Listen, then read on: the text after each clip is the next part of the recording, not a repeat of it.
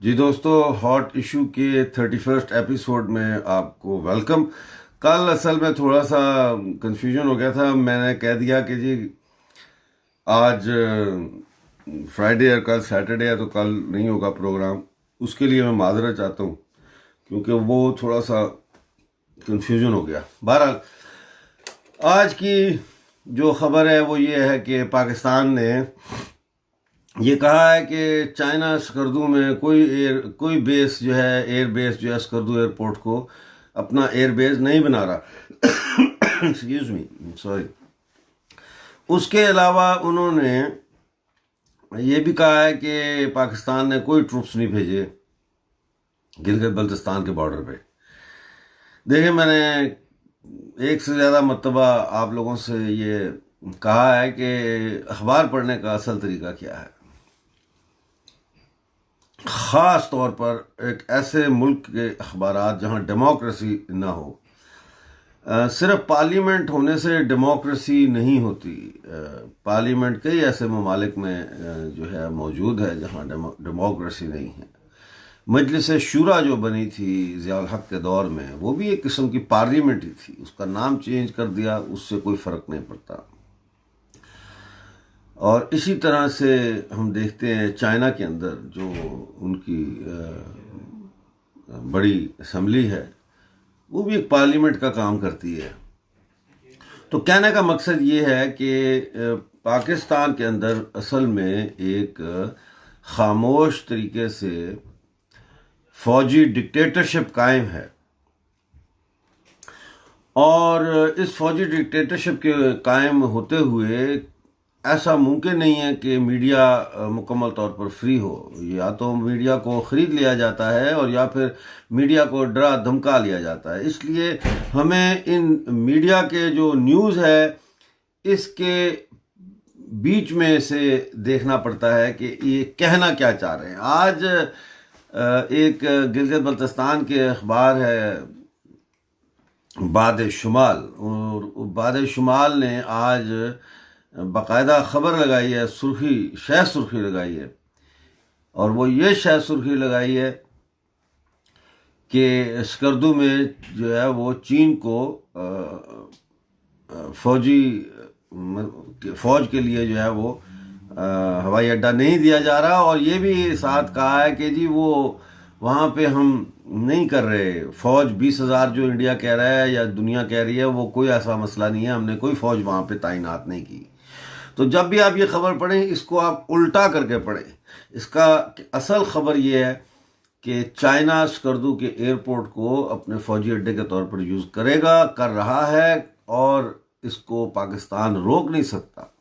और दूसरा ये कि 20,000 फौज वहाँ जा रही है। और हमें ये बात जो है पिछले 2 महीने से हम ये वावेला करते रहे कि वो ये भेज रहे हैं, फौज भेज रहे हैं, ये फौज भेज रहे हैं। वो भेज दी उन्होंने। ये बयान है हमारे जो हमसाया मुल्क हैं उसके फॉरेन मिनिस्टर का। और फॉरेन मिनिस्टर साहब जो है शाह महमूद कुरैशी का। और शाह महमूद कुरैशी साहब जो है, अभी अभी मुझे इतला आई है कि उनको भी कोरोना पॉजिटिव हो गया है। तो हम दुश्मन की सेहत के लिए भी दुआ करते हैं, लेकिन उनको कोरोना पॉजिटिव हो गया। तो जैसे ही उनको कोरोना पॉजिटिव हुआ है, तो उनकी जो सेकंड कमांड है, लाइन ऑफ कमांड, उसमें जो उनकी खातून है सेक्रेटरी फॉरेन ऑफिस की, वो आ गई हैं सामने। और उन्होंने एक बयान दिया, वो मैं आपको जरा पढ़ के सुनाना चाहता हूँ कि झूठ का पलंदा देखें आप। उन्होंने कहा है कि जी the foreign office on Pakistan on Friday rejected the remarks made by the Indian Ministry of External Affairs spokesperson regarding elections in Gilgit-Baltistan। ठीक है, उसमें ये स्पोक्सपर्सन है फॉरेन ऑफिस की, और इनका नाम है आयशा फारूकी। ये कहती हैं कि पाकिस्तान reiterates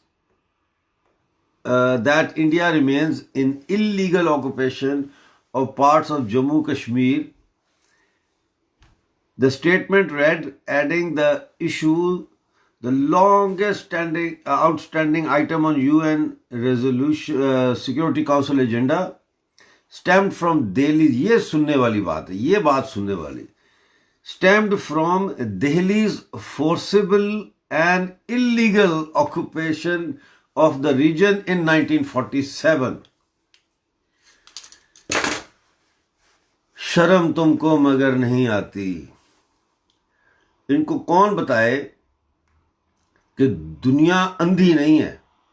ये कह रहे हैं कि इंडिया की 1947 से इलीगल ऑक्यूपेशन चल रही है. देखो यार, पंजाबी में कहते हैं नाले चोर तो नाले चित्तर. यानी कि 22 अक्टूबर 1947 को पाकिस्तान 5 एंट्री पॉइंट से जम्मू कश्मीर के ऊपर हमला करता है. महाराजा को आइडिया था कि कुछ हो रहा है, लेकिन हमला अचानक था. उसके बाद 26 को वो इंडिया के साथ एक्सेशन करते हैं, इल्हाक का मुआहदा करते हैं. और उस मुआहदे के नतीजे में इंडिया की फौजें श्रीनगर पहुंचती हैं और एक दिन में ही पाकिस्तानी फौज को मार मार के और कबायलियों को मार मार के ये दूसरी तरफ भेजते हैं दरिया के. और फिर साजिश होती है, और उस साजिश में माउंटबेटन, नेहरू और शेख अब्दुल्ला शामिल थे. और ये जाते हैं यूनाइटेड नेशन में, जबकि यूनाइटेड नेशन में तो जाने की जरूरत ही नहीं थी. इसलिए कि जब आप दुश्मन को पिछाड़ रहे हैं, मार रहे हैं और दुश्मन भाग रहा है, तो फिर सीज फायर करने का क्या तुक है. फिर मारो साले को, निकालो, सब पूरा इलाका अपना हासिल करते. तो वो इन्होंने नहीं किया, क्योंकि ब्रिटिश नहीं चाहते थे कि मगरबी जम्मू का इलाका आज़ाद कराया जाए. वो चाहते थे मगरबी जम्मू का इलाका पाकिस्तान के कंट्रोल में चला जाए और गिलगित एजेंसी जो है वो भी पाकिस्तान के कंट्रोल में चली जाए. क्योंकि वो ब्रिटिश इंपीरियलिज्म के जो मफादात थे उनको बेहतर तरीके से सर्व करता था. और उनका सबसे बड़ा खतरा, मैं इस पर कभी किसी दिन आपसे बात करूंगा, सबसे बड़ा जो डेंजर समझते थे ब्रिटिश, वो समझते थे सोवियत यूनियन के बाल्शविक असरात को. यानी वो जो कम्युनिज्म वगैरह था और सोशलिज्म का जो था सारा कुछ, वो डरते थे कि रूस जो है वहाँ से ये असरात आएंगे इंडिया में, और इंडिया जो है यहाँ पे ये भी तब्दील हो जाएगा, ये चेंज हो जाएगा, और ये भी कम्युनिस्ट हो जाएगा या सोशलिस्ट हो जाएगा, या नहीं भी होता तो रूस के असर में चला जाएगा, रूस का सैटेलाइट बन जाएगा. रूस का जो पॉलिटिकल और जो उसकी डिप्लोमेटिक जो बॉर्डर है वो एक्सटेंड हो जाएगी इंडिया तक. इसलिए वो नहीं चाहते, कभी भी नहीं चाहते, आज भी नहीं चाहते कि भारत का मशरक़ जो वस्ती एशिया है, सेंट्रल एशिया, उसके साथ डायरेक्ट उसका कांटेक्ट हो सके, उसका लिंक हो सके. पाकिस्तान बनाने का भी यही मकसद था. देखें, पहले इनके पास थी पंजाब की महाराजा रंजीत सिंह की रियासत, जब ईस्ट इंडिया कंपनी थी, तो वो एक बफर का काम कर रही थी रूस और ब्रिटिश इंडिया के बीच में. वो जो है फौत हो गए रंजीत सिंह.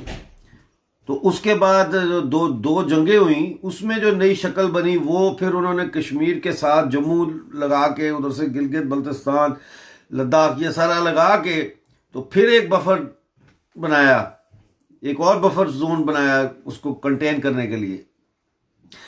और उसके बाद जब पार्टीशन हुआ और उसमें रियासतें जो है वो तोड़ फोड़ का शिकार हुई, इलाक शुरू हुए, तो उस वक्त पाकिस्तान एक बफर जोन के तौर पर आया. लेकिन उसमें प्रॉब्लम ये थी कि कश्मीर का प्रॉब्लम था कि कश्मीर की सरहदें जो हैं वो ऐसे मुल्कों से मिलती थी जहाँ से फिर रशियन इन्फ्लुएंस जो है वो इंडिया में, और इंडिया जो है वो अपना रास्ता बना सकता था सेंट्रल एशिया में, ट्रेड रूट भी बना सकता था और उसके डायरेक्ट लिंक बन सकता था.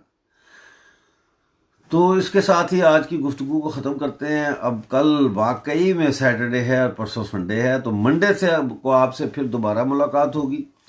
और तब तक के लिए इजाज़त दें. अपना बहुत सारा ख्याल रखें.